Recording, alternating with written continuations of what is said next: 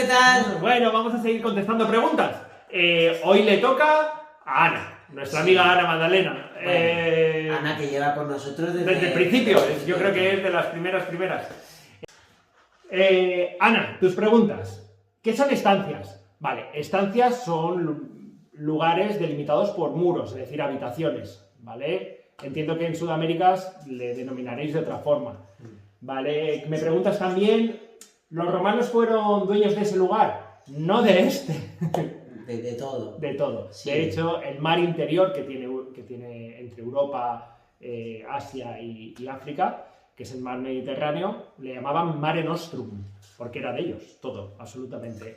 Te garantizo que en torno al siglo I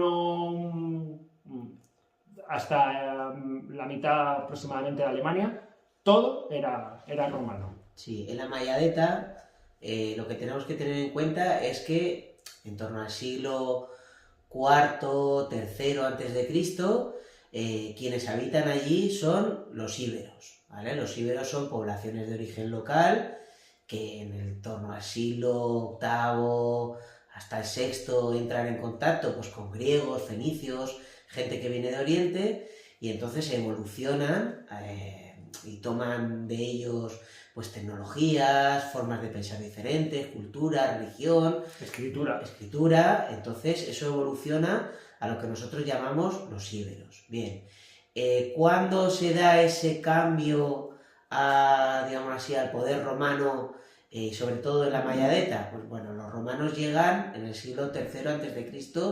a la península ibérica, llegan a Tarragona. Entonces, todo lo que es la costa mediterránea es conquistada en las segundas guerras púnicas. Entonces, en torno al 228 a.C. Claro, entonces Publio Cornelio Escipión el Africano, que es un general romano, un cónsul de Roma, pues es el que conquista todos estos territorios. Y entonces, a partir de ahí, eso no significa que los romanos se echasen a las poblaciones locales, sino que se produce un proceso de romanización. ¿Ese proceso de romanización en qué consiste? Pues que esas poblaciones de origen local, junto con poblaciones que están viniendo de Italia, pues entre ellas al principio hay un proceso de mestizaje, de aculturación. Entonces, pues poco a poco adoptan su forma de vestir, adoptan el latín como lengua, adoptan el sistema de leyes romano. Y ya os digo que eso es un proceso muy largo en el tiempo, que puede durar 1 o 2 siglos. Claro, también los romanos hacían una cosa, es decir, llegaban y te decían, te ofrezco ser ciudadano romano. No quiero. Te elimino. Tampoco tenían mucho que elegir. De hecho, aquí hay se conoce muy bien el tema de Numancia. Los numantinos dijeron que no. Y al final, pues bueno, murieron todos, ¿no? Sí, se suicidaron. Así que sí, los romanos tienen eso. Digamos que el Imperio Romano crece a raíz de sus conquistas y haciendo más grandes sus territorios. En el momento que es una rueda, es decir, en el momento que la rueda deja de conquistar y deja de expandirse el Imperio Romano es cuando entra en crisis y acaba finalizando como tal. Claro, pero en el caso de la Mayadeta, lo que se produciría sería una asimilación de las poblaciones locales. Efectivamente. Bueno, ¿qué más preguntas tienes por ahí? Bueno, sí, nos preguntas si el pasadizo o túnel. Eso quedó pendiente. No lo sabemos, la verdad, todavía no lo sabemos y tardaremos en saberlo si nos hacen intervenciones. Ya lo comentamos, que no sabemos si es pasadizo, si es túnel y también desconocemos la época en la que se hizo. Sabemos que está picado a mano y que esa obra costó muchísimo esfuerzo y muchísimo dinero, porque es picar piedra, así que picar una montaña para atravesarla. Desconocemos cronologías y desconocemos su uso y su función. Bueno, Ana, esperamos haberte contestado todas tus preguntas. Pablo Sebastián, ¿qué se hace con los muertos? ¿Qué se hace con los muertos que se encuentran? ¿Van a una fosa común? Nosotros los que encontramos van directos al museo. Cuando se encuentra un muerto, lo que se hace es una reducción de los huesos. Bueno, lo primero que se hace es un estudio antropológico.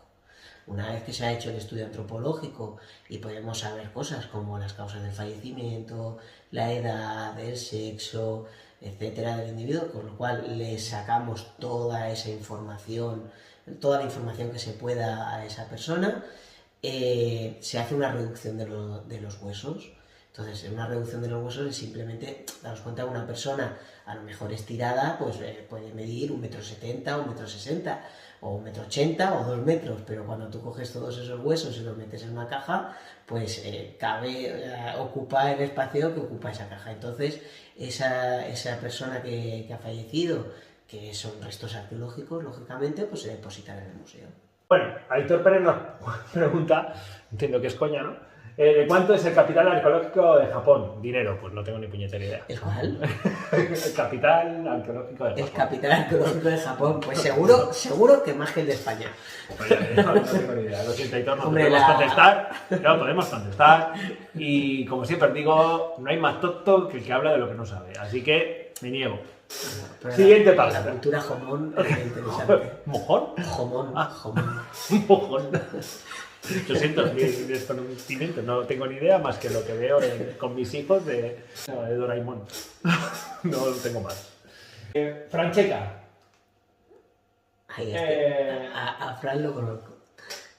Bueno, aquí, espera, Doramás le queda una. ¿Cuáles han sido vuestras experiencias más extrañas durante una excavación?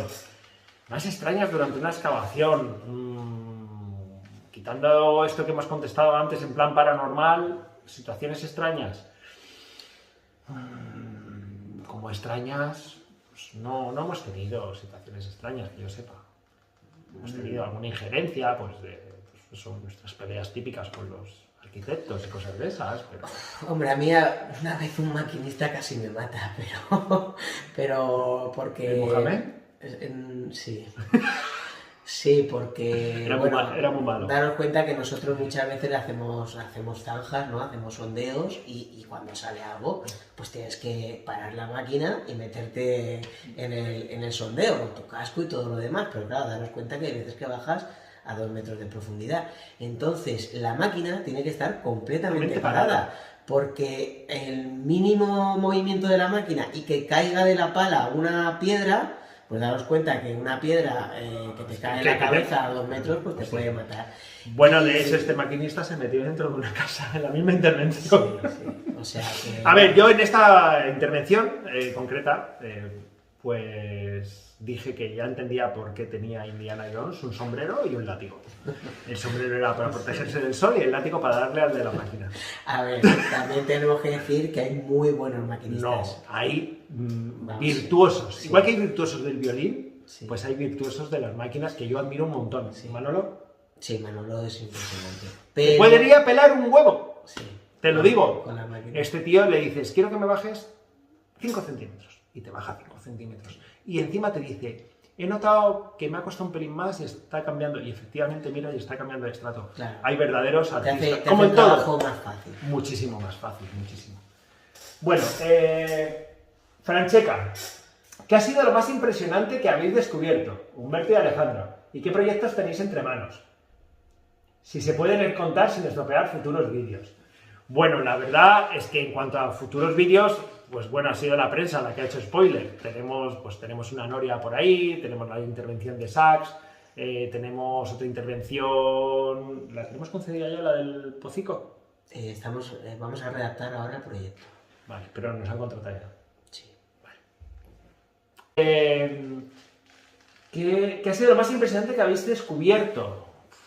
Más impresionante. Bueno, esta seguiría también. Pues mira, pues os cuento yo la otra que tengo. Pues os he contado lo de los barcos de la Primera Guerra Mundial, pues ahora os voy a contar otra que fue en el yacimiento fenicio de la Fonteta, en Guardamar del Segura. Ahí estuve excavando 4 años seguidos. Una parte la hice con Pierre Royal y otra parte la hice con Alfredo González Prats. Los dos magníficos investigadores. Y bueno, y Alfredo, profesor nuestro, que era una maravilla sus clases, de que podías escucharlo horas. Bueno, pues ahí estuve excavando en extramuros de la muralla y bueno, pues encontré un plato que estaba volcado, un plato considerable, y empecé a excavarlo entero, y cuando le di la vuelta, pues es como si después de 2500 años el plato era barniz rojo Fenicia, os pondré una imagen de ese tipo de platos.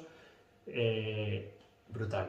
Es decir, es una cosa que no voy a olvidar nunca porque no excavas fenicio todos los días, amigo. Sí. Yo he tenido la suerte de excavar 4 años seguidos, 2 campañas, 8 intervenciones. Fantástico. Es que la cultura material fenicia es muy rica, es impresionante. Bueno, Fran, es que Fran es amigo. Ya. Fran, que te quiero mucho, un besito muy grande. A ver, yo es que creo que cada intervención se me queda ahí, cada intervención tengo ahí en el corazón un trocito de ella. Pero, a ver, por supuesto siempre hay cositas que te marcan. Y luego hay veces que no tiene que ser un descubrimiento impresionante. Yo me lo he llevado a él a prospectar la acequia de los enamorados, que es la tesis doctoral que estoy haciendo. Y bueno, es un acueducto que parte del acueducto pues está semienterrado.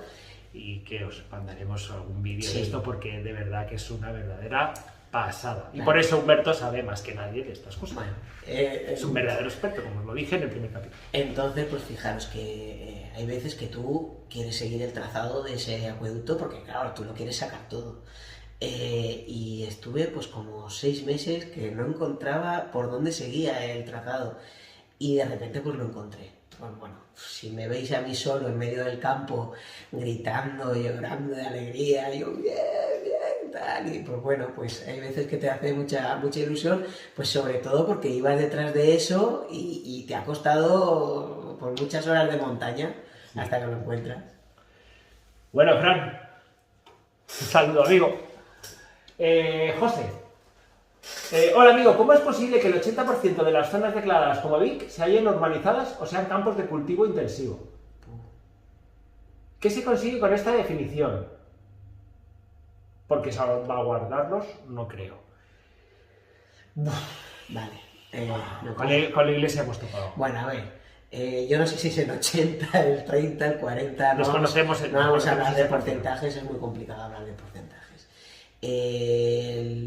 Daros cuenta que un bien que es bien de interés cultural o es un bien de relevancia local, al final el propietario es el primero que tiene la obligación de proteger ese yacimiento o ese bien, ¿vale? Lo segundo es el ayuntamiento, que puede que sea el bien de relevancia local o el bien de interés cultural, pertenezcan al propio ayuntamiento.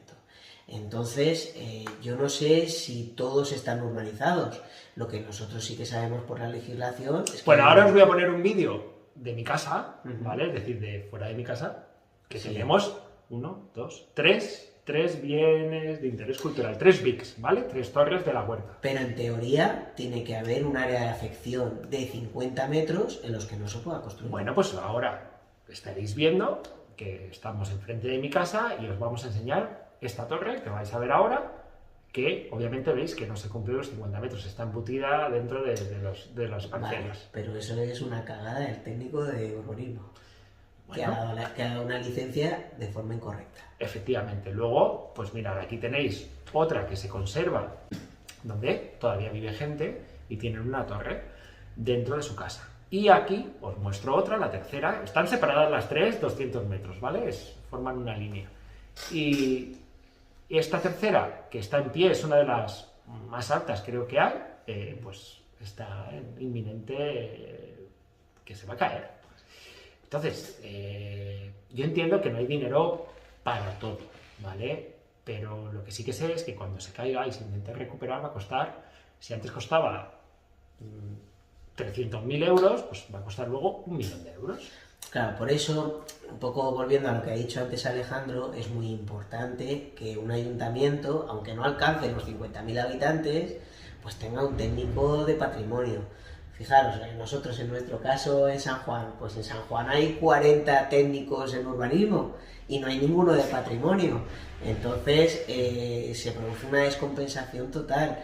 Entonces, esto no significa que nosotros no vayamos a dejar que se construya, ¿no? Si la construcción tiene que seguir. Lo que pasa es que de forma ordenada y con una visión de salvaguardar el patrimonio. Claro, es decir, tú no puedes coger y un bien de interés cultural que tiene la máxima protección, no puedes saltártelo a la torera.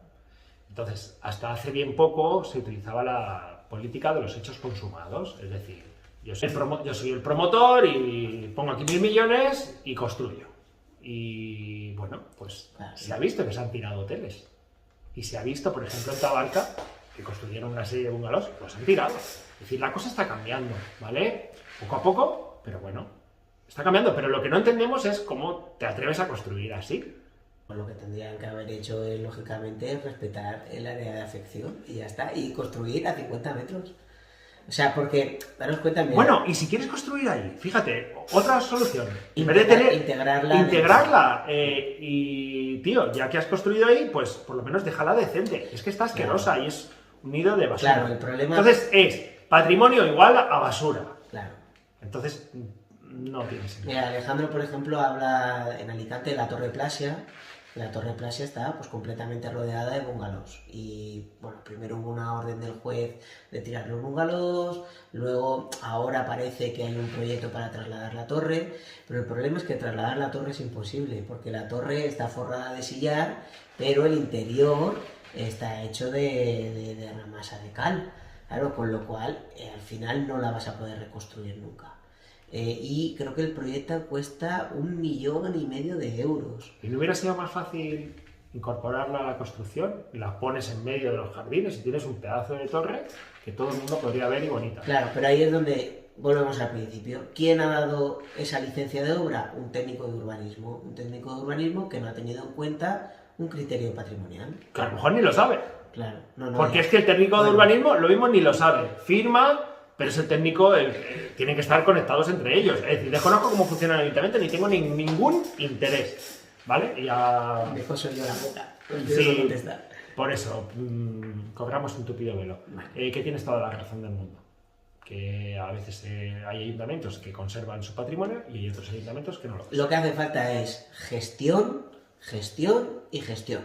Pero, ¿quién tiene que gestionar el patrimonio? Pues un técnico en patrimonio. Efectivamente, gestión y conciencia, ¿vale? Dracmas y denarios. Buenas, ¿qué tal? ¿Consideráis que la numismática recibe la suficiente importancia dentro de la arqueología a día de hoy? Pues claro. Yo creo que sí. Vamos a ver, escúchame. Sale una moneda. Lo primero que hacemos sí. Es lo que data. Es decir, tienes un objeto arqueológico que encima tiene fecha. O sea, que es maravilloso. Y si encima te sale en un contexto o te sale en un suelo, te está marcando una fecha, o te sale dentro de una tumba romana, te está diciendo si la moneda, pues eso es lo que os digo, si la moneda es del 101 después de Cristo. En el 100 esa moneda no existía, ¿vale? Con lo cual ya tenemos una fecha, que es muy importante. La numismática es de lo más importante en la arqueología. Claro, daros cuenta que al final la arqueología es importante todo, la numismática, la cerámica, la estratigrafía, o sea, no es una rama solo, es todo el conjunto. De hecho, hay arqueólogos que se especializan en numismática. Bueno, ¿vale? nuestro compañero Miguel, que pasó a mejor vida. Bueno, no, pasó a mejor vida quiere decir que no está muerto, ¿eh? Que lo queremos mucho. Hola, Miguel, un saludo. Hola, Miguel. Es un experto en periodismo, en medieval, y... Es que nosotros... Haciendo amigos. Haciendo amigos. Claro, es una broma que tenemos, ¿no? Los que nos dedicamos más al romano y a íbero, pues...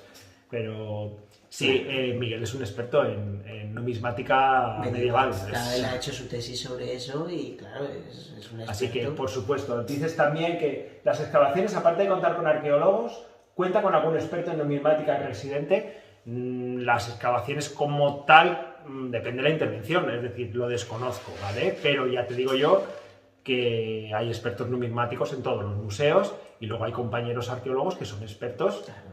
Incluso en la Universidad de Alicante hay uno de los mayores expertos en numismática. Abascal. Abascal, claro. Claro, con lo cual nosotros, pues si alguna vez tenemos alguna duda, alguna moneda, pues lógicamente tú recurres a la persona que sabe. Claro. Pues sí que tiene mucha importancia la numismática, amigo. Muchísimas. Joder, me da ahí ataque. Y hasta aquí el vídeo de hoy. Bueno, y ahora te... No, mira, se está tosiendo. Está tosiendo el pobre. Ay, ay, ay, ay.